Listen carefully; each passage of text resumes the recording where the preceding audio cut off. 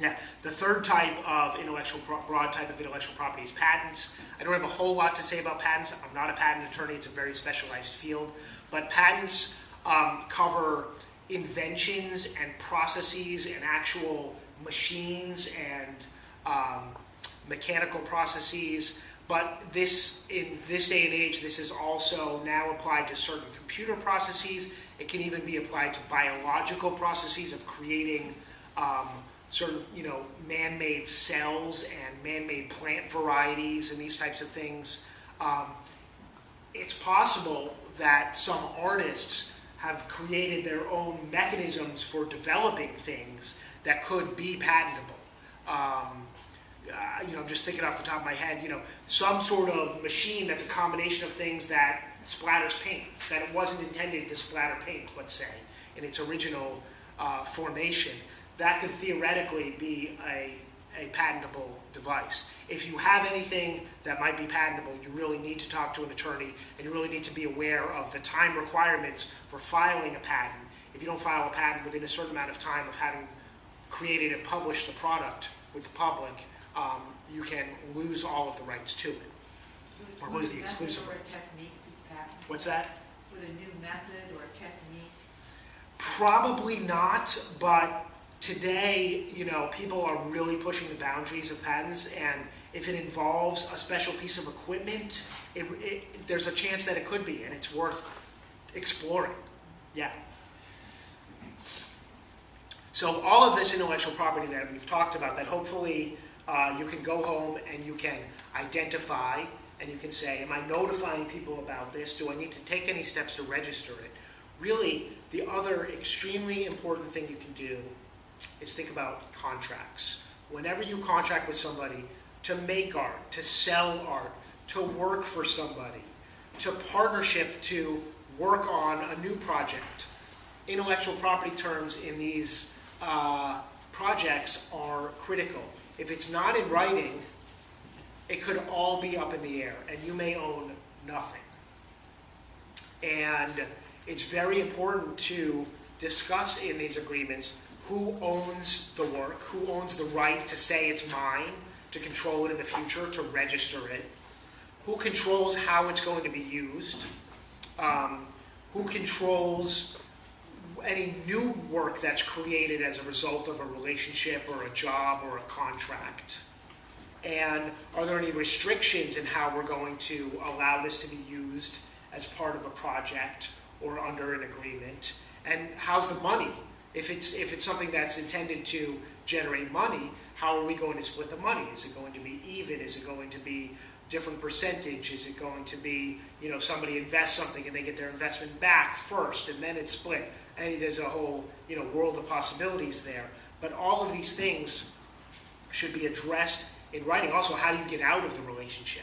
If one party's not happy with how it's going, how does it end and what happens when it ends? That's something, it's uncomfortable often to discuss that when you're just starting a relationship and you've got some positive energy. But if you don't address it up front, it's a lot more messy in the end, and the only people who are happy are the lawyers when you come to them and you say, we've got this complicated situation and we don't know and we didn't put it in writing. And I'll give you an example. Say a illustrator has a beautiful sketch of Downtown Falls Church, and somebody in the who works for the city says, that's a beautiful sketch, we'd love to put that in a new poster we're doing for the farmer's market or for some city event. Would you allow us to use that? And you say, yeah, of course you can use it, it's for good, the city's not going to make any money off this poster for the farmer's market, it's going to get me maybe a little recognition and publicity, go ahead and use it. And there's no contract. And then all of a sudden, let's say they use it, one time, a couple times. 6 months later, let's say, you find out that the city softball team has new uniforms, and they've got this sketch that you've done of the city, on a patch on their uniform. And then all of a sudden, the city's also selling coffee mugs at the farmer's market because everybody really loves this sketch.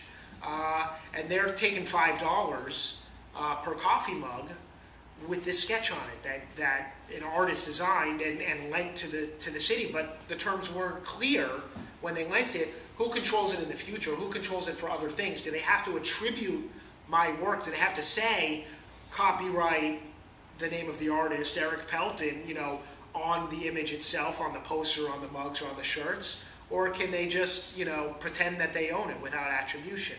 All of those things should be discussed in a contract. And going into it, I'm sure you said it's just going to be a poster. They're doing some goodwill. It'll get me some recognition.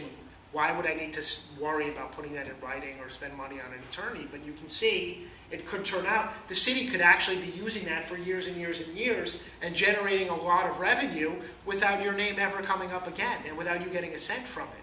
If there's no, now I'm not saying that if there's no written agreement, the city could do that and get away with it, but I'm saying hypothetically they could create that situation. Or there could be a written agreement that you just sign without thinking about it, and it actually has all of that in there where they're allowed to use it however they want and make money from it. Yes? Talking about signing without thinking about things, could you address the terms of agreement that exist on a number of image sharing sites on the internet? People put stuff up there and they don't read that. It often says, we now own everything about this image you've just put up here forever. Yeah. Well, so if I had something that was my intellectual property that was very important to me, I would be very, very cautious about posting it on a Facebook or a site like that without really considering the ramifications. They may, claim to be able to use it however they want, and you sort of lose control over the file or the image at that point. And that's something to be very cautious about.